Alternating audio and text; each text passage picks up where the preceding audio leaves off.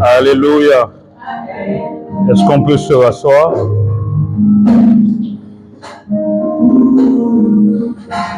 Je pense que le micro est déchargé aussi. J'espère que chacun se porte bien. Est-ce que tu peux saluer ton voisin? Juste lui dire bonjour, bonjour, bonjour.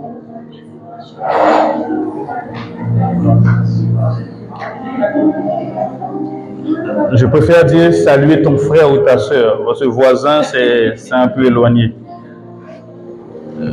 Alléluia. Amen. Je bénis le Seigneur pour ces instants et merci à notre sœur Géolia pour la modération. Et ce matin, j'aimerais nous entretenir sur un thème particulier. J'aimerais commencer en disant que, vous savez, dans une année, il y a 4 saisons. C'était parfois, pour moi, c'était un peu compliqué de retenir les périodes des saisons. Et même là, j'arrive pas. Je ne sais pas pour vous, mais moi, je ne sais pas quand est-ce réellement l'hiver commence, ni quand est-ce réellement l'été commence. En termes de date, bien sûr. Je sais que vous êtes tellement intelligent. Vous savez que l'automne commence dans... Voilà.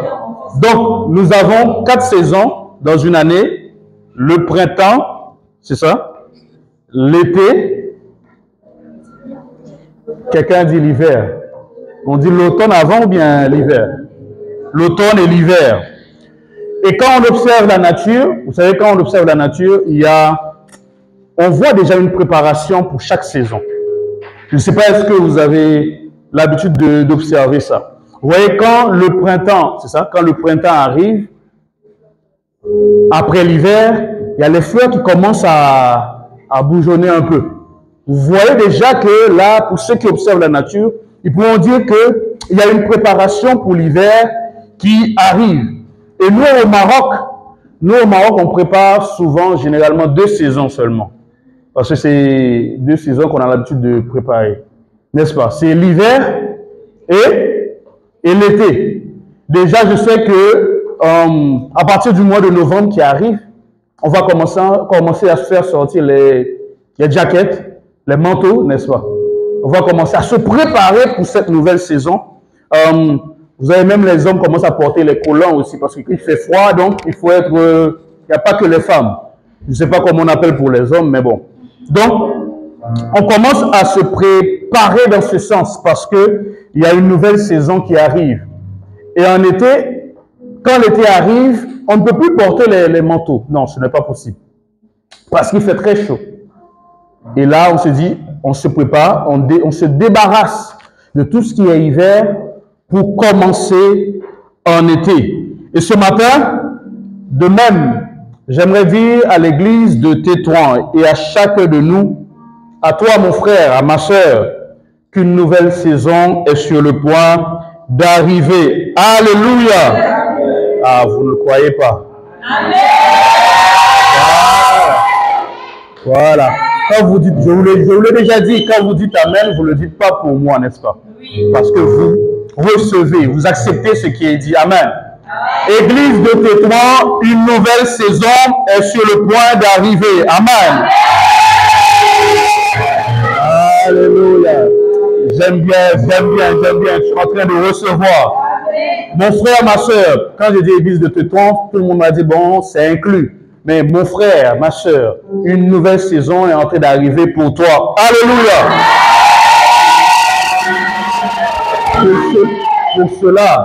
Pour cela, il nous faut se préparer. Amen. Alléluia. Vous voulez entrer dans une nouvelle saison, n'est-ce pas? Mais il nous faut nous préparer. Amen. Quel est le thème de la prédication de ce matin? Prépare-toi pour une nouvelle saison. Alléluia. Est-ce que tu peux le dire à ton frère et ta soeur? Aide-moi à le dire. Prépare-toi pour une nouvelle saison. Ah, dis-le avec foi. Dis-lui, prépare-toi pour une nouvelle saison. Alléluia. Est-ce qu'ensemble, l'église de Tétron, on peut dire, préparons-nous pour une nouvelle saison. Ensemble? 3, 4. Encore une fois, préparons-nous pour une nouvelle saison. Alléluia. J'aimerais voir avec nous 3 situations dans la vie de Jésus où il a compris que c'était une nouvelle saison et il fallait se préparer. Alléluia. 3 situations, on verra et après on priera. Mais juste avant, permettez-moi d'expliquer une chose. Ce mois, nous sommes en train de parler de quoi? La gloire passée, la gloire présente et la gloire à venir, n'est-ce pas? Et ici, nous sommes sur 3 saisons. Est-ce qu'on est ensemble? Nous sommes sur 3 saisons. La saison de la gloire passée, ok? La saison de la gloire présente et la saison de la gloire à venir. Amen. Et ici, la 2e et la 3e saison dont nous sommes en train de parler, elles sont liées entre elles. Vous savez, la gloire présente, c'est quelque chose qui va passer rapidement parce qu'il faut déjà préparer la gloire à venir. Oh, vous n'avez pas compris. Donc, ça veut dire que ici, là, vous vivez déjà une gloire, n'est-ce pas? Ok. Mais cette gloire ne va pas rester comme ça parce qu'il faut déjà te préparer pour la nouvelle saison. Donc, ça veut dire que notre vie doit être une vie en continuelle préparation. Alléluia. Il ne faut pas dire non, maintenant je suis satisfait, je suis arrivé à un niveau et c'est bon. Non, si vous arrivez, vous êtes dans un niveau, il faut dire que je veux aller plus loin. Amen. Alléluia. Est-ce que quelqu'un me comprend? Donc, nous sommes dans cette saison, 2e et 3e saison. Aujourd'hui, on vit la gloire. Demain, on veut vivre plus. Amen. Ici, on dit, ah, tais-toi, on a peut-être 100, 200, 300 mois, mais l'année prochaine, les mois à venir, nous voulons plus. Amen. Amen. Tu te dis, bon, là, aujourd'hui, je commence à prier. J'ai passé beaucoup d'heures en train de prier. C'est bien. Mais après, il ne faut pas dormir, dire que, bon, voilà, j'ai pu prier pendant 1 heure, 2 heures, et c'est suffisant. Il faut dire que je veux aller encore plus. Amen. Il faut se préparer pour le futur. Et la saison que nous sommes en train de parler, comme je dis, la prépare une nouvelle saison, elle est également spirituelle. Elle est spirituelle. Elle est universitaire. Elle est sentimentale. Amen. Vous ne dites pas Amen. Hein? C'est une nouvelle. Vous allez comprendre plus tard. Cette saison, elle est spirituelle. Donc, une nouvelle saison qui arrive sur le plan spirituel pour nous. Pour toi, pour moi. Mais une nouvelle saison arrive sur le plan universitaire. Pour toi et pour moi. Amen. Il y a peut-être certains qui se disent, moi, je veux aller plus loin dans mes études. Il y a une nouvelle saison qui arrive également. Il y a certains qui disent, donc, pour le mariage, il y a telle chose, ou bien fiançailles ou autre. Je veux être stable. Il y a une nouvelle saison qui arrive. Amen. Et quelqu'un qui dit, moi, sur le plan social, professionnel, je veux également être stable. Il y a une nouvelle saison qui arrive. Alléluia. Préparons-nous pour cette nouvelle saison. Amen. Lisons le premier texte qui nous explique la première situation. Et je nous demande vraiment d'être attentifs et suivre vraiment ce que nous sommes en train de dire. Matthieu chapitre 4, les versets 1 à 11. Nous restons assis et nous lisons, ou je lis. Est-ce que c'est possible? Voilà. Alors, c'est juste après le baptême de Jésus. Hein? Je préfère pour l'histoire de Matthieu, je vais vous expliquer pourquoi. Parce que Luc explique également presque la même histoire. Mais il y a un ajout de Luc que je vous dirai tout à l'heure. Alors Jésus, désolé pour ceux qui nous suivent en ligne. Alors Jésus fut emmené par l'Esprit dans le désert pour être tenté par le diable. Après avoir jeûné 40 jours et 40 nuits, il eut faim. Le tentateur, le diable, s'est approché, lui dit, « Si tu es fils de Dieu, ordonne que ces pierres deviennent des pains. » Jésus répondit, « Il est écrit, l'homme ne vivra pas de pain seulement, mais de toute parole qui sort de la bouche de Dieu. Le diable le transporta, le transporta de la ville sainte, le plaça sur le haut du temple. Et il lui dit, si tu es le Fils de Dieu, jette-toi en bas, car il est écrit, il ordonnera des ordres à ses anges à ton sujet, et ils te porteront sur les mains, de peur que ton pied ne heurte contre une pierre. Il est en train de réciter ce psaume-là. Jésus lui dit, il est aussi écrit, tu ne tenteras point le Seigneur, ton Dieu. Amen. Le diable, troisième, le diable le transporta encore sur une montagne très élevée, lui montra tous les royaumes du monde et leur gloire, et lui dit, je te donnerai toutes ces choses. Oui, il a raison parce que tout ça lui a été donné à cause de nos désobéissances. Je te donnerai toutes ces choses si tu te prosternes et m'adores. Jésus lui dit, retire-toi, Satan, car il est écrit, tu adoreras le Seigneur, ton Dieu, et tu le serviras lui seul. Le verset 11. Alors le diable le laissa. Et qu'est-ce qui va se passer? Voici, des anges vinrent auprès de Jésus et qu'est-ce qu'il fait? Il le servait. Alléluia. Amen. Jésus va vivre un temps de préparation pour pouvoir entrer dans une nouvelle saison de sa vie. Peut-être vous vous dites, mais comment ça? Je vais vous expliquer. Vous savez, juste après son baptême, il sera conduit, comme a dit le texte, dans le désert, où il sera tenté. Il a jeûné 40 jours, 40 nuits en train de jeûner. Ce qui est difficile, n'est-ce pas? Et il a eu faim, ce qui est normal. Et pendant ce temps, le diable arrive. Le diable va profiter de ce temps-là pour pouvoir tenter Jésus. Mais ce qui va se passer, c'est que le diable va le tenter sur 3 points, on va dire, qui renferment tout l'être humain, si je peux le dire ainsi. Et après, je vais vous expliquer pourquoi. Sur le premier, dans le texte que nous avons vu, il va d'abord toucher Jésus, ou tenter Jésus sur le côté physique. Le côté physique, il va le tenter. Il va dire à Jésus, ah, mais si tu es si on donne à cette pierre de devenir pain, n'est-ce pas? Et là, qu'est-ce que Jésus va dire? L'homme ne vivra pas de pain seulement. Mais pourquoi? Mais de toute parole qui sort de la bouche de Dieu. Mais on dit, mais comment? Qu'est-ce qui s'est passé? Alors que le diable dit, mais ordonne. Si c'était nous, on allait dire, oui, je fais ça de devenir pain rapidement, n'est-ce pas? Mais Jésus, non. Parce qu'il y a une nouvelle saison qui arrive, et là, c'est un temps de préparation.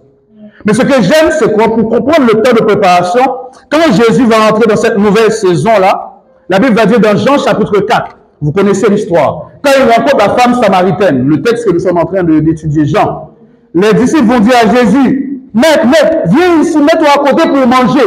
Qu'est-ce que Jésus va dire? Ah là. Jean chapitre 4, verset 34, est-ce qu'on peut le lire? Est-ce que le multimédia peut m'aider? C'est possible? Est-ce qu'on peut lire ensemble? 3, 4. Jésus leur dit, ma nourriture est de faire la volonté de celui qui m'a envoyé. Alléluia. Ma nourriture est de faire la volonté de celui qui m'a envoyé et d'accomplir son œuvre. Vous savez, pendant ce temps de préparation, imagine Jésus avait peut-être, comment dire, il avait échoué à ce test. À ce moment-là, quand les disciples peut-être venaient lui voir plus tard pour lui dire, Jésus, viens, on va manger. Il a pu dire, ok, je vais manger et laisser cette situation. Parce qu'il est en train de gérer une situation, n'est-ce pas? Quand vous lisez le texte de Jean chapitre 4, cette femme-là va permettre à ce que la ville de Samarie, ou bien la plupart de ceux de Samarie, puissent écouter la bonne nouvelle. Alléluia. Imaginons que Jésus prenait son temps, il allait partir manger quelque part, et puis il laisse cette conversation qu'il avait, cette histoire, cette vie qu'il entretenait, ou bien cette relation qu'il entretenait avec cette femme. Peut-être que l'histoire, ou bien il n'y aurait peut-être pas cette même suite-là. Mais Jésus a compris que non. Vous savez, quand vous êtes dans ce temps de préparation, il y a des moments, des choses que vous devez abandonner. Jésus connaissait sa priorité. Alléluia. Amen. Il va dire à ses disciples, ma nourriture, c'est de faire la volonté de mon Père. Amen. Pourquoi? Parce que déjà dans le désert, quand le gars est venu le voir pour le tenter, même parce qu'il avait faim, il a dit non, non, non, non, non, non, non. C'est pas ça qui est le plus important. Ma nourriture, l'homme ne vivra pas de pain seulement, mais de toute parole qui sort de la bouche de Dieu. Alléluia. Alléluia. Il est important de connaître sa priorité pendant ce temps de préparation. J'ai dit tout à l'heure, une nouvelle saison arrive, on est tous contents et moi-même je suis content pour ça. Mais avant la nouvelle saison, il y a une préparation à faire. Amen. Et cette préparation-là va déterminer quelle serait vraiment cette nouvelle saison pour toi et pour moi. Amen. Deuxième aspect sur lequel le diable va essayer de tenter Jésus, c'est le côté égo. Le côté égo, le côté estime. Oh, on n'aime pas qu'on touche à notre estime, n'est-ce pas? Tout le monde veut être estimé, tout le monde veut être, comme disaient les Ivoiriens, genre, hein? Je veux qu'on puisse me voir. Qu'est-ce qui va se passer? Est-ce qu'on peut continuer le texte, s'il vous plaît? Dans Matthieu, toujours nous lisons Matthieu chapitre 4, le diable, désolé, il dit, Jésus lui dit, le diable transporta, verset 5, dans la ville sainte, et le plaça sur le haut du temple. Et il lui dit, si tu es le Fils de Dieu, jette-toi en bas. Ok? Car il est écrit, il ordonnera des ordres à ses anges à ton sujet.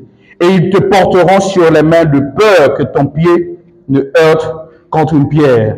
Et Jésus va dire, il est aussi écrit, tu ne tenteras point le Seigneur ton Dieu.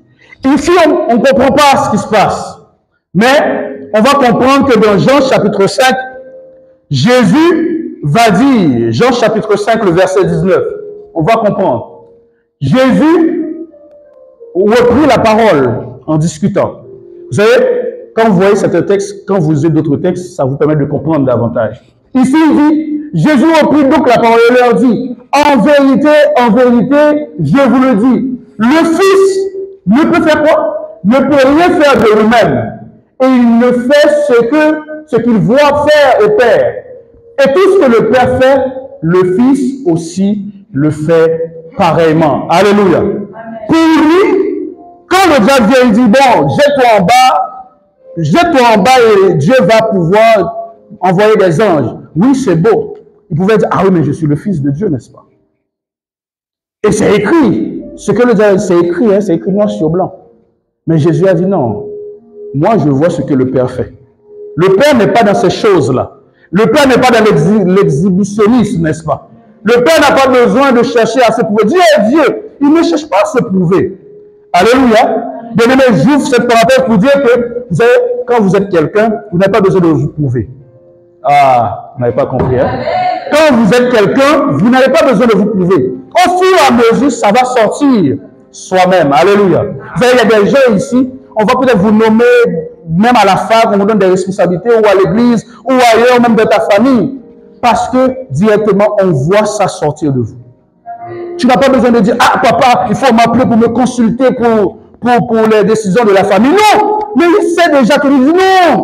Le frère là, j'ai un fils, il est de 2e, la 3e. Je sens une maturité. Je sens quelque chose, donc je dois le consulter. Alléluia. Et ça, c'est ce qui est bien. Tu n'as pas besoin de dire non, je suis, désolé, je suis, pour qu'on puisse dire, fais ceci, fais cela. Alléluia.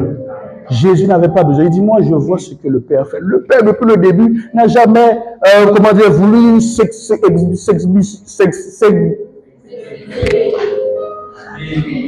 Alléluia. Vous avez compris. Le terme là est fort. Hein? Je vais vous dire comme ça, ça va rester. Oui, donc, il n'a pas besoin de faire ça. Mais ça a permis Jésus de dire non. Tout ce que je vois le Père faire, c'est ce que moi-même je fais aussi. Amen. Dans ce temps de préparation, si Jésus avait échoué, s'il s'était jeté en bas, il n'allait peut-être pas avoir cette supériorité-là. Pendant que les gens pensaient que Jésus voulait faire. Les pharisiens, les sadducéens, tous ces gens-là étaient là derrière Jésus, appelaient Jésus pour tenter Jésus sur toute chose. Mais Jésus était resté ferme. Alléluia. Est-ce que quelqu'un a compris ce que je suis en train de dire ce matin? Amen. Troisième chose, rapidement, c'est que Jésus a été tenté sur le côté égo. J'ai parlé de l'estime, ok? Mais je parle maintenant du côté, pas égo, la convoitise, la jalousie. Ah, bien-aimé. Vous savez, il y a l'ego, moi, mais il y a aussi la jalousie. D'ailleurs, je vois la sœur là. Moi, je veux cette robe-là. Si c'était sur moi, j'allais danser comme ça. La jalousie, vouloir être à la place de l'autre. N'est-ce pas? La convoitise. Oh, il joue au piano, moi aussi je joue au piano. Vous voulez entrer dans le groupe musical juste pour jouer au piano. Ça, c'est la jalousie, c'est la convoitise. Alors que Dieu ne t'a pas appelé pour ça. Vous savez ce qui a fait chuter Lucifer? C'est quoi? C'est la convoitise. Isaïe va dire, l'astre brillant, hein? Tu as voulu te faire comme Dieu. Dieu l'a rejeté. Alléluia. Lisons rapidement ce texte. Le verset 8. Le diable, troisièmement, le transporta encore sur une montagne très élevée. Lui montra tous les royaumes du monde et leur gloire. Je disais que c'est à lui. Pourquoi? Parce que au commencement, quand Dieu a créé le ciel et la terre, il a donné à l'homme la domination. Ok? Mais dès que l'homme est péché, cette domination-là est revenue au diable. C'est pour cela que Dieu a envoyé Jésus pour que nous puissions avoir de nouveau cette domination-là. Est-ce que quelqu'un me comprend? Vous comprenez? Donc, ça veut dire qu'on avait cette domination, mais nos parents ont péché. Donc, tous ceux qui ont accepté Jésus, la domination qu'on avait au départ, on l'a encore en Jésus le Christ. Alléluia. Donc, ici, il dit, le diable le transporta encore sur une montagne très élevée. Lui montra tous les royaumes du monde et leur gloire. Et dit, je te donnerai toutes ces choses, parce que c'est à moi, bien sûr.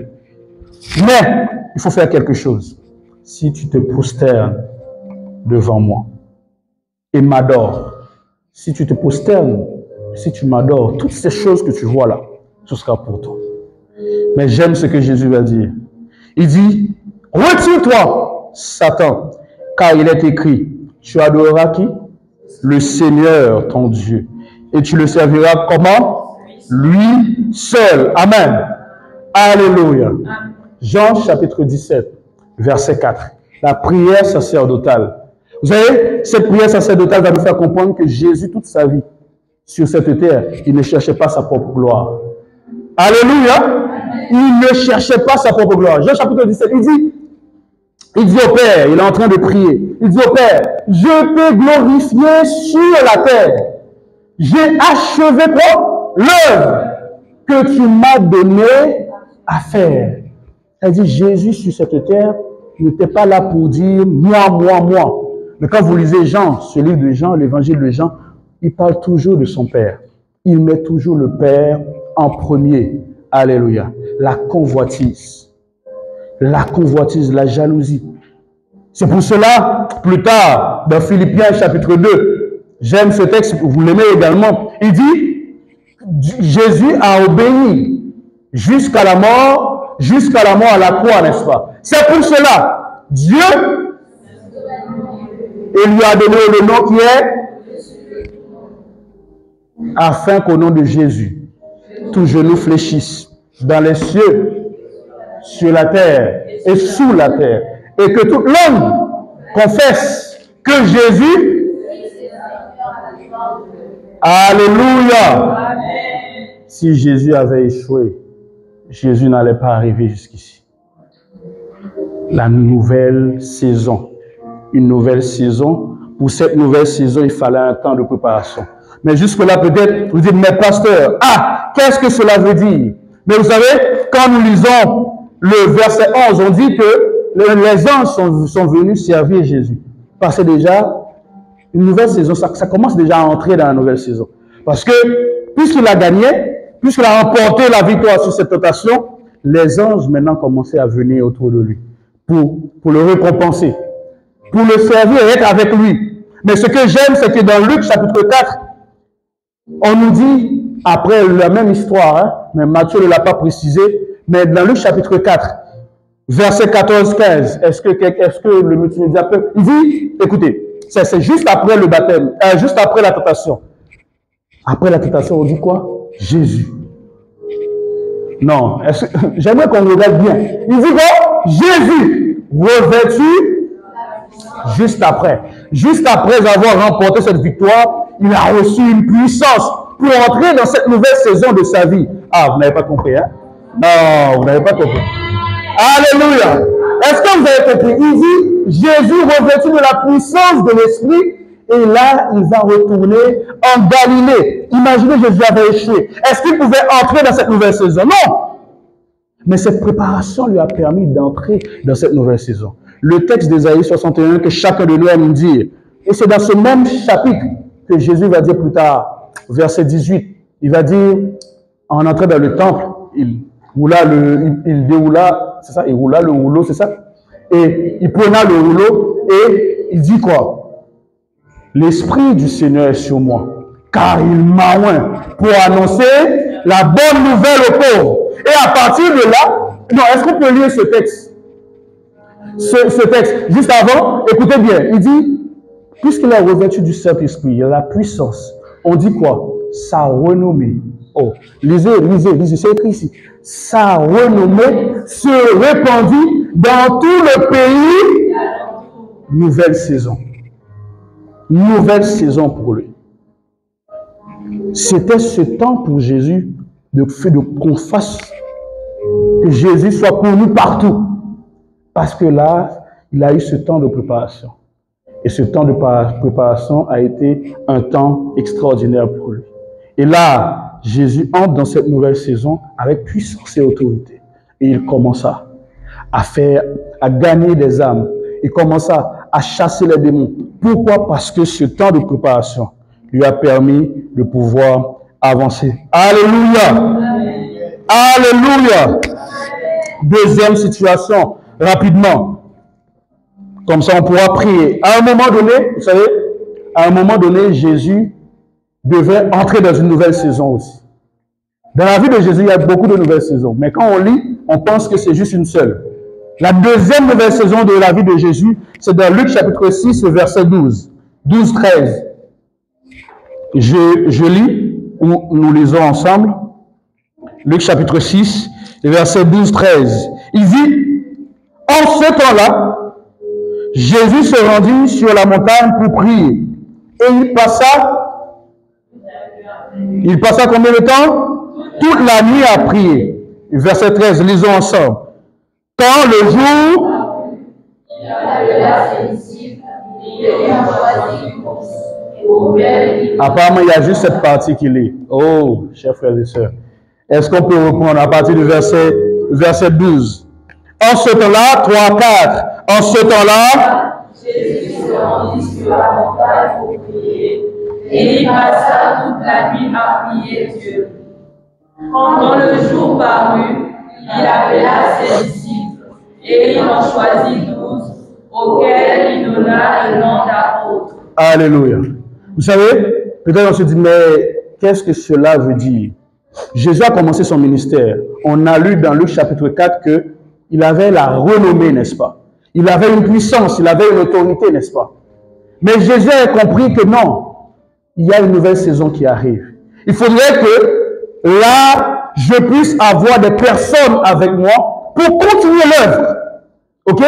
Je puisse avoir des personnes pour continuer cette œuvre que je suis en train de faire. Et qu'est-ce qu'il va faire? Il va prendre un temps de préparation.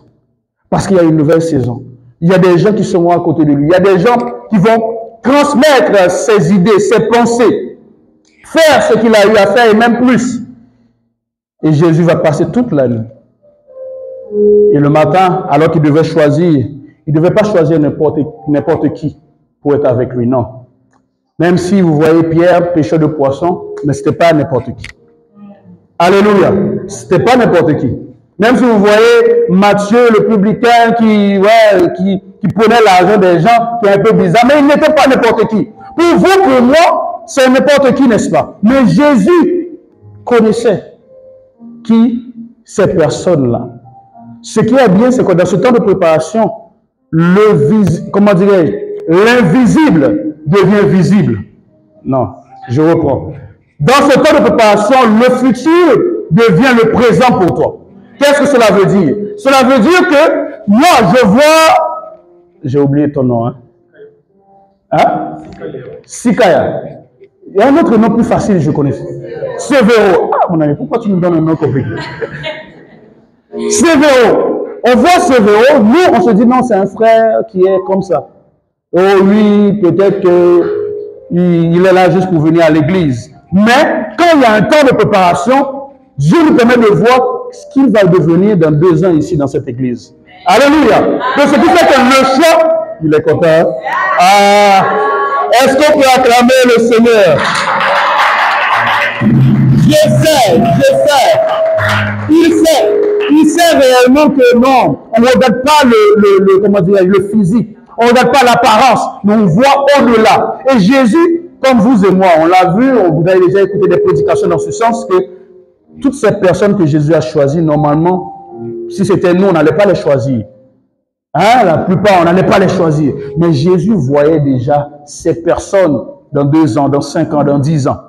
C'est ça, ce temps de préparation pour entrer dans une nouvelle saison. Peut-être, hein, puisqu'on est en train de parler même de mariage, ce frère-là qui est un peu bizarre maintenant. Mais quand il y a un temps de préparation, c'est ce frère-là qui va te faire voyager, qui va te faire vivre des moments extraordinaires. Alléluia! C'est ce frère-là qui va te faire qu'on t'appelle maman. Hein? Alléluia! Et la sœur Géolia. Alléluia! Oui, c'est lui. C'est lui. Bon, il n'y a pas que les frères, je suis avec vous. C'est également cette sœur-là qui va te faire qu'on appelle au papa. Papa Aman. Papa Aman. Alléluia. Parce que peut-être maintenant, en le voyant, je te dis, mais non, est-ce qu'elle peut vraiment être celle qui peut m'accompagner dans mon ministère? Mais Jésus va dire, non. Tu sais, celle-là, je la connaissais même avant qu'elle vienne au monde. Je la connaissais. Et je savais qu'elle sera vraiment cette aide pour toi. Alléluia. Mais parce qu'il y a un temps de préparation pour entrer dans une nouvelle saison. Alléluia. Alléluia. Et dans Actes chapitre 1er, le verset 8, on a compris cela. Jésus, avant de partir, il va dire quoi? Vous recevrez. Il parle pas à les disciples, les 72 qui étaient là, ou le peuple qui était là, non. Aux 11, à part Judas qui était destiné à la perdition, mais aux 11 qu'il avait choisi. Aux 11 qu'il avait pris le temps de préparer, n'est-ce pas? C'est ce 11 qui a dit que vous recevrez une puissance lorsque le Saint-Esprit survenant sur vous. Et vous serez qui? Vous serez mes témoins à Jérusalem, dans la Judée, dans la Samarie, au Maroc. Alléluia! Alléluia! Et c'est cela, c'est parce qu'il y a eu un temps de préparation. C'était peut-être compliqué. Jésus a passé la nuit, peut-être il y avait un moment, peut-être il voulait somnoler, mais il dit non, une nouvelle saison arrive et je dois entrer dans cette nouvelle saison. Alléluia! Et dans Actes chapitre 2 et chapitre 3, Actes chapitre 2, après la Pentecôte, un homme, Pierre, hein, le gars qui sent le poisson, le gars va se lever, il va commencer à parler. 5000 âmes, chers frères et sœurs, 5000, 3000 plus 2000, n'est-ce pas? 5000 âmes après sa prédication. Ah, c'est extraordinaire, n'est-ce pas? Une nouvelle saison pour toi et pour moi. Alléluia. Et troisième situation, rapidement, c'est Luc chapitre 22. Ça, c'est l'ultime situation, ou l'ultime saison qui arrive. Et Jésus a compris ça. Jésus a compris, non, il y a le top des tops. Amen. Bien aimé, il y a un moment, quand tu sens que la saison arrive, non, il faut faire des sacrifices qu'il faut. Alléluia. Amen. Et Luc chapitre 22, 39 à 46, c'est à Gethsemane, ou Gethsemane pour certains. Il est écrit, après être sorti, il alla selon sa coutume à la montagne des Oliviers, et ses disciples le suivirent. Lorsqu'il fut arrivé dans ce lieu, il leur dit, priez Afin quoi? Afin que vous ne tombiez pas en tentation. Puis il s'éloigna d'eux à distance d'environ un jet de pierre et s'étant mis encore à genoux pour préparer cette nouvelle saison. Il pria, disant, Père, si tu voulais éloigner de moi cette coupe, si tu voulais éloigner de moi cette coupe, toutefois, que ma volonté ne se fasse pas, mais la tienne. Alors un ange lui est apparu du ciel pour le fortifier, étant en agonie. Étant en agonie. Hein? Ce terme est faible en français. Il priait plus instamment. On dit que jusqu'à un moment où ça sueur. Vous savez, quand quelqu'un est tellement concentré, hein, on voit les veines, hein, n'est-ce pas? Oui, c'est vrai, dans la réalité. Quand on est tellement concentré, on est fâché, on voit les veines ici. Bon, nous, on est noirs, les veines apparaissent un peu bizarres, mais ceux qui sont clairs, là, ça paraît clair même. Et Jésus, c'était pas une métaphore, quoi, pour montrer que la souffrance est dure. Et parfois, tu cries ta gorge même. Oh, je ne sais pas si vous avez déjà agonisé devant le Seigneur pour demander quelque chose. Et là, il continue à crier. Et après avoir prié, il se leva et vint vers ses disciples qui trouvaient endormis de tristesse. Et ici, une nouvelle saison, la gloire à venir. Mais pour atteindre cette gloire, il fallait passer par les épreuves. Alléluia. Et cette épreuve, c'est quoi? L'épreuve de la croix. L'épreuve ultime. Les épreuves. Il fallait se préparer pour cette nouvelle saison. À Gethsemane, c'est le lieu de préparation de l'ultime épreuve pour vivre la gloire de Dieu. À Gethsemane. Alléluia. Vous savez, là-bas, Jésus a prié, il a agonisé. C'était dur, mais il a décidé d'obéir parce qu'il voulait entrer dans une nouvelle saison. Il sentait ça. Vous savez, parfois c'est dur, mais vous sentez qu'il y a quelque chose qui arrive, mais vous voyez que la souffrance t'aveugle. Mais tu sais qu'il y a quelque chose qui arrive. Tu as deux choix. Soit tu laisses, soit tu dis, je me bats pour que ces choses arrivent. Amen. Bien-aimé, avant la gloire, il y a souvent des épreuves. Seule ton attitude déterminera la suite. Alléluia. Avant la gloire, avant la nouvelle saison qui arrive, dans tous les aspects que j'ai cités là, il y a souvent des épreuves. Mais seulement ton attitude déterminera la suite. Cela veut dire que si tu amènes la même attitude de Jésus, tu verras la gloire de Dieu. Mais si tu as l'habitude, comme ceux qui ont abandonné, hein, Paul va dire, des masses m'ont abandonné. Hein? Non, si vous avez l'habitude comme de ceux qui abandonnent, vous ne pouvez pas le voir. Le temps de préparation peut être dur, mais fixe tes yeux sur la gloire afin d'aller jusqu'au bout. C'est peut-être dur. Vous savez, vous commencez la licence, le master, peut-être on aura des nouveaux qui viendront. Je ne sais pas s'ils sont déjà là. Hein? J'ai vu 2 personnes, je ne sais pas si vous êtes nouveaux. Vous venez d'arriver au Maroc, c'est ça? Voilà. Ah, c'est très bien, ça tombe bien. Vous venez là, peut-être les anciens vont dire que ici c'est dur. C'est ce qu'ils vont te dire. Mais écoutez bien. Fixez le regard sur le diplôme que vous allez avoir. Si vous fixez le regard sur le diplôme là, tout ce qui est Dieu là, vous allez oublier ça. Est-ce que vous comprenez? Mais si vous regardez seulement les difficultés que les anciens disent, ah ben vous allez passer à côté. Mais si vous regardez le diplôme, ah, je serai licencié en 3 ans. Tu vas avoir la faim. Tu seras affamé, mais c'est pas grave. Mais vous dites le diplôme. Il fait froid pour partir à la fac, mais vous dites le diplôme. On dit non, amenez-moi dans les fêtes là-bas. Vous dites non, j'ai des études, j'ai des leçons à réviser. Le diplôme devant. Alléluia. Donc si vous faites ça, vous verrez que en 3 ans, ceux qui sont là, il y a ceux qui sont là qui ont déjà fini. Donc ça veut dire que c'est possible, quoi. Parce que les regards étaient fixés sur la promesse. C'est ce que l'apôtre Paul va dire, non? Je cours vers le but, n'est-ce pas? Je cours vers le but. C'est comme si, entre guillemets, je m'en fous de tout ce qui était autour. Pour moi, c'est le but. Et cet après-midi, nous devons fixer le regard sur lui. Bien-aimés dans le Seigneur, alors que je suis en train de terminer, plusieurs doivent rentrer dans une nouvelle saison dans leur vie spirituelle, dans leur marche avec Dieu. Avoir, je disais à quelqu'un, avoir de nouvelles responsabilités même dans la famille, dans l'œuvre de Dieu. Mais pour cela, il faut te préparer. Il faut te préparer. Cette préparation peut être sous plusieurs formes. On est sur le plan spirituel. Ça peut être la prière. Il faut te préparer plus dans la prière pour entrer dans cette nouvelle saison. Il faut peut-être te consacrer plus pour entrer dans cette nouvelle saison. Et il faut dire, non, ok, Dieu m'a dit, oh, tu seras responsable du collège. Alléluia. Vous êtes content, hein? Dieu m'a dit, mais sans la consécration, vous ne pouvez pas y arriver. Sans la prière, vous ne pouvez pas y arriver. Alléluia. Dieu m'a dit, non, ici, là, je vais commencer à prêcher ici dans 2 mois. Gloire à Dieu. Mais sans cette consécration, sans du sérieux, bien aimé, il faut du sérieux dans l'œuvre de Dieu. Alléluia. Plusieurs doivent également rentrer dans une nouvelle saison de leur vie universitaire. J'en ai parlé aux nouveaux qui sont là. C'est la rentrée, n'est-ce pas? Dieu veut, je le crois, Dieu veut que tu expérimentes, que nous expérimentons la gloire dans nos études. Il veut ça. Je ne pense pas que Dieu veut que les gens échouent. Non, je ne pense pas. Il a dit que tu seras la tête et non la queue, n'est-ce pas? Donc ça veut dire qu'il veut vraiment que dans vos études, dans nos études, que nous expérimentions sa main, n'est-ce pas? Mais pour cela, il faut se préparer. La nouvelle saison arrive, n'est-ce pas? Tu sens que ça va monter. Mais bosse dur!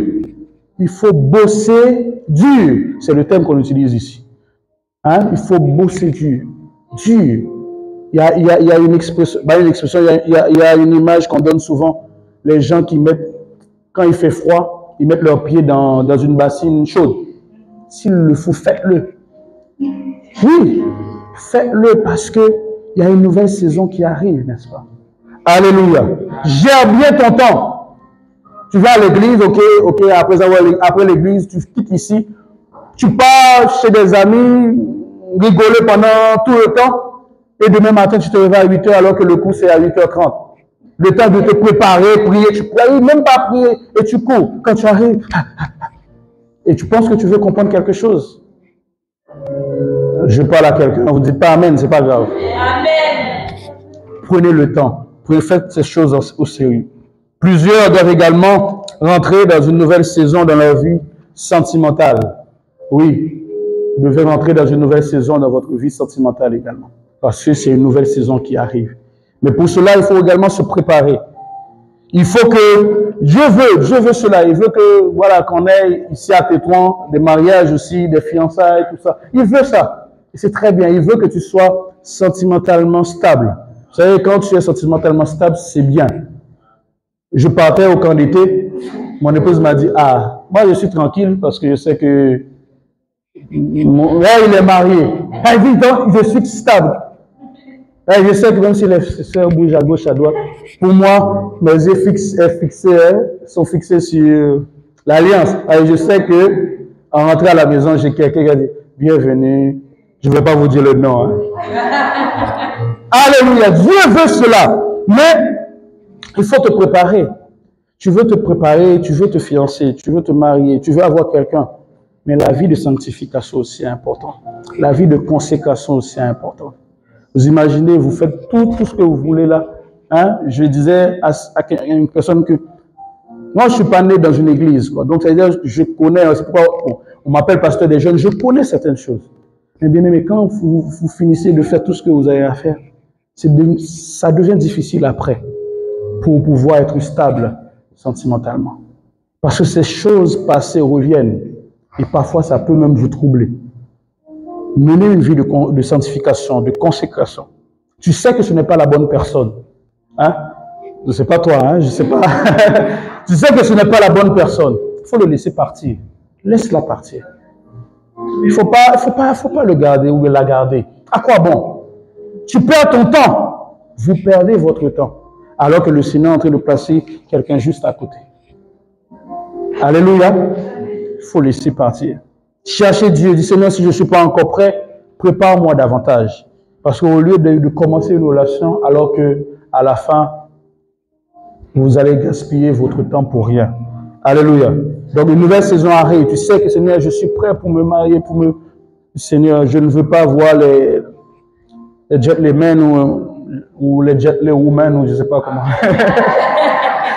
Non, je veux être Michel. Alléluia. Enfin, plusieurs doivent rentrer également dans une nouvelle saison dans leur vie professionnelle. Vous voulez une promotion, n'est-ce pas? Vous voulez le stage. Vous voulez même un stage rémunéré. C'est ça que nous voulons, n'est-ce pas? Mais ça demande. Vous savez, quand tu dis, ah Seigneur, je sens que quelque chose va venir. Mais c'est bien. Mais il faut se préparer pour cela. Vous savez, imaginez que on vous appelle, hein? Bon, VP. VP. Non, c'est le VP quand même. On va pas prendre. Non. Imaginez du VP. Ok, VP, on a un boulot pour toi dans la banque ici, là. N'est-ce pas? Demain matin, même pas demain matin, à 14h ou 13h, il faut amener le CV. Et puis le VP, on te dit, comment on fait un CV? Comment faire un CV? Est-ce que même j'ai toutes ces informations-là? Alors que vous voulez entrer dans une nouvelle saison, vous n'avez même pas votre CV préparé. Votre CV n'est pas à jour, n'est-ce pas? Vous n'avez pas de compétences, c'est-à-dire vous ne montez pas en compétences. Vous voulez promotion, mais promotion demande compétences, n'est-ce pas? Vous savez, les Marocains, on le dit, je pense que les docteurs Adimi, les anciens disent, eux, ils ne blaguent pas avec leurs entreprises, quoi. Si vous êtes efficace, vous allez monter. Mais si vous n'êtes pas efficace, vous restez en bas, n'est-ce pas? Donc, vous voulez la promotion, montez également en compétences. Et ils vont voir que non, le frère là, le monsieur là, il y a quelque chose que les autres n'ont pas. Et là, on va maintenant te choisir avec la grâce de Dieu. Mais si tu n'as pas de compétences, même Dieu a envie de faire quelque chose, il dit, mais il va salir mon nom là-bas. Oui, il va salir mon nom là-bas puisque je le mets là, mais il ne sait même pas comment faire. Est-ce qu'on se comprend? Donc parfois on parle de grâce, mais la grâce, ça demande aussi une préparation, une petite préparation. Alléluia. Mais en compétence, tu veux le boulot, vérifie les sites d'embauche. Vous restez à la maison, vous ne regardez pas les sites d'embauche, vous voulez le stage, rien, vous faites rien. Vous êtes, oh, Dieu va envoyer la manne. La manne va sortir où? Hein? Oh, Dieu va envoyer la manne. Vous ne regardez pas vos téléphones, vous regardez les sites de stage, pour faire des recherches, et puis vous voulez entrer dans une nouvelle saison. Non. Alors que là, j'ai appris que certains font des stages dans des banques. Moi, j'étais content. Je dis, ça veut dire qu'il a déposé son CV quelque part. Alléluia.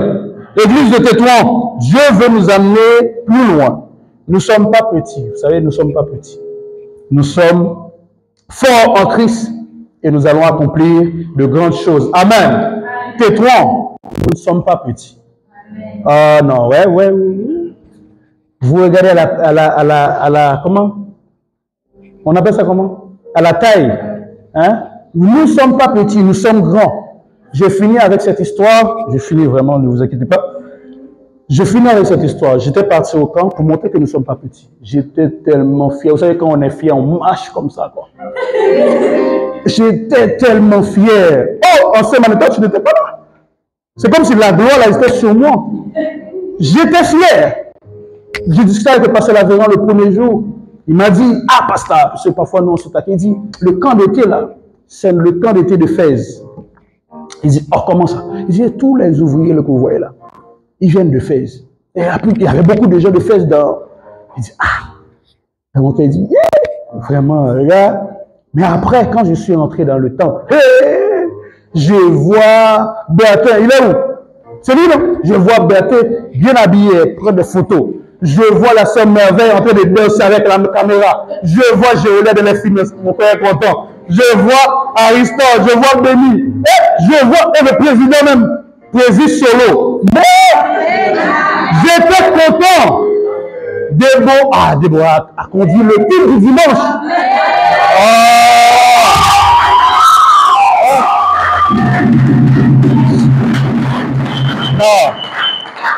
J'ai dit, non, je vois les jets.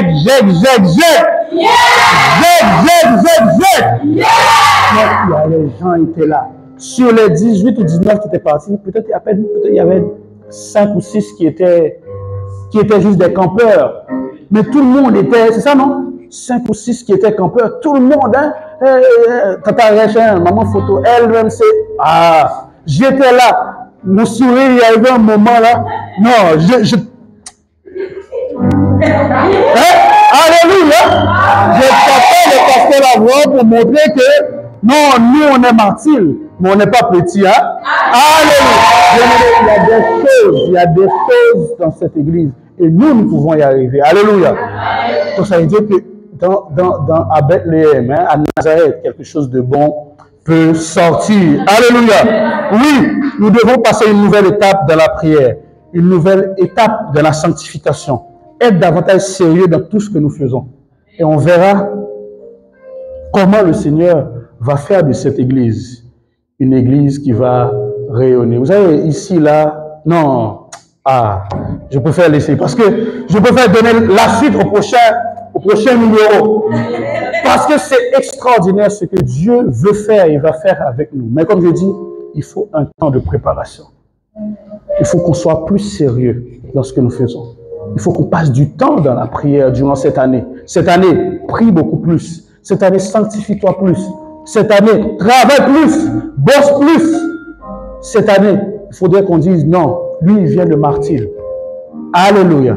Il vient dans cette église. Alléluia. Le frère, je pense qu'il va regretter. Il va regretter bientôt, il part là, tu es parti, non? Après, tu vas revendiquer que tu es de martyr. On va faire une réunion du collège pour décider est-ce qu'il était de martyr. Mais en état de martyr, tu es parti, tu vas partir. Tu as reçu des choses de martyr. Et tu vas faire rayonner martyr là où tu seras. Alléluia. Est-ce qu'on peut se lever à acclamer le Seigneur? Est-ce qu'on peut se lever à acclamer le Seigneur? Alléluia.